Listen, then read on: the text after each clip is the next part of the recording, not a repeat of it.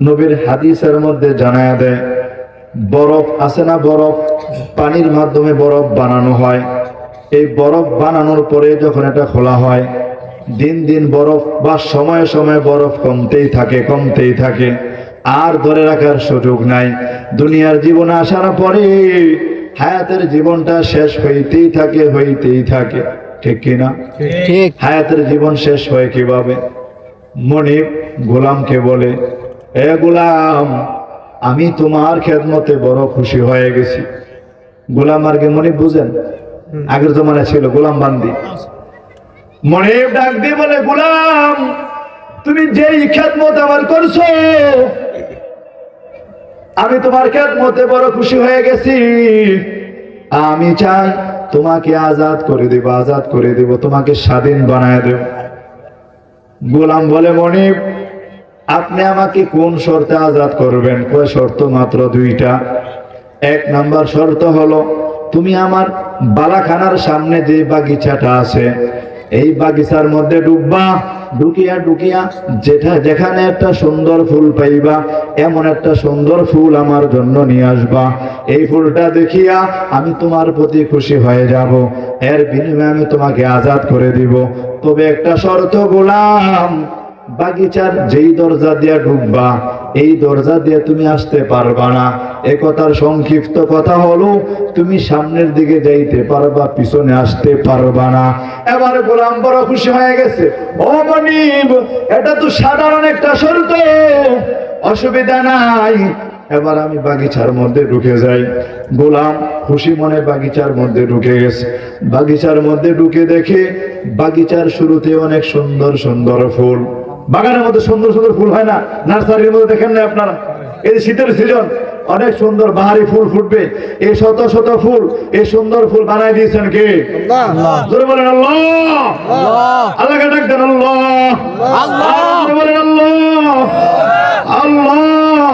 আল্লাহ। এ মা বোনেরা, তোমরা মনে মনে আল্লাহ ডাক দাও, আল্লাহ। আল্লাহ। আয় মালিক, আপনার এই বান্দাগুলি মধ্যরাত্রে এখানে বসে রয়েছে, আল্লাহ সবগুলো বান্দা বান্দিকে আপনি কবুল করেন, বলেন আমিন। এবার গোলাম বাগিচার মধ্যে ঢুকে দেখি, বাগিচার শুরুতেই কত সুন্দর সুন্দর ফুল। গোলাম চিন্তা করছে, আমার মনিব বলেছে সুন্দর ফুল নিতে হবে, অতএব যেই বাগানের শুরুতে এত সুন্দর সুন্দর ফুল আছে, না জানি এই বাগিচার মাঝখানে আরো কত সুন্দর ফুল। সামনে অগ্রসর হতে লাগলো, যেতে যেতে বাগিচার মাঝখানে চলে গেছে, গিয়ে দেখে পিছনের সব ফুলের চেয়ে এখানে আরো সুন্দর ফুল। গোলাম চিন্তা করলো, না না না, আমার মনিব তো বলছে সুন্দর ফুল নেওয়ার জন্য, যেই বাগিচার শুরুতে এত সুন্দর ফুল, না জানি মাঝখানে এত সুন্দর ফুল, না জানে এই বাগিচার শেষে কত সুন্দর ফুল। এবার গোলাম সামনের দিকে অগ্রসর হতে লাগলো। কোন দিকে আসা যাবে না? পিছনের দিকে আসা যাবে না। গোলাম চিন্তা করছে, না জানি এই বাগিচার শেষে আরো কত সুন্দর ফুল আছে। এবার গোলাম সামনে যাইতে যাইতে শেষের গেটের পরিবার চলে গেছে। শেষের গেটের কাছে যাওয়ার পরে গিয়া দেখি ওই জায়গায় অনেকগুলো ফুল গাছ আছে, কিন্তু ফুল নাই।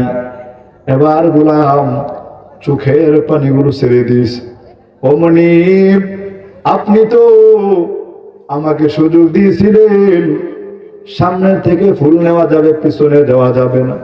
আমি তো বাগিচার শেষে চলে আসলাম, কিন্তু ফুলতে ছিঁড়তে পারি নাই, এখন তো পিছনেও যাওয়া যাবে না। এবার গোলাম কান্নাকাটি করে করে মনিবের সামনে গিয়ে দাঁড়াই গেছে। ও মনিব, আমি তো ফুল ছিঁড়তে পারি নাই গো মনিব, আমার কি হবে? এবার মনিব বলল, তোমাকে আমি সুযোগ দিয়েছিলাম, তুমি তো সুযোগ গ্রহণ করো নাই। ইমানদার মুসলমান, এই উদাহরণ আমি আপনাদেরকে কেন দিলাম? আমাদেরও এখান থেকে একটা শিক্ষা আছে। আমার আপনার বয়স যখন 10 বছর হয়, 12 বছর হয়, যখন বালেগ হই তখন আমাদেরকে শয়তান বলে তোমার বয়স মাত্র 14 বছর 15 বছর, এখন নামাজ পড়ার দরকার নাই। মানুষ তো 60-70 বছর বাঁচে, কথা বলেন ঠিক কিনা? এবার শয়তান বলে এ যুবক, মানুষ তো 50 বছর বাঁচে, তুমি এখন দাড়ি রাখার দরকার নাই, এখন তোমার গুনাহ ছাড়ার দরকার নাই, এখন তোমার জুয়া মদ ছাড়ার দরকার নাই, এগুলো করে দাও। বয়স যখন 30 হবে তখন তুমি এগুলো ছাড়বা।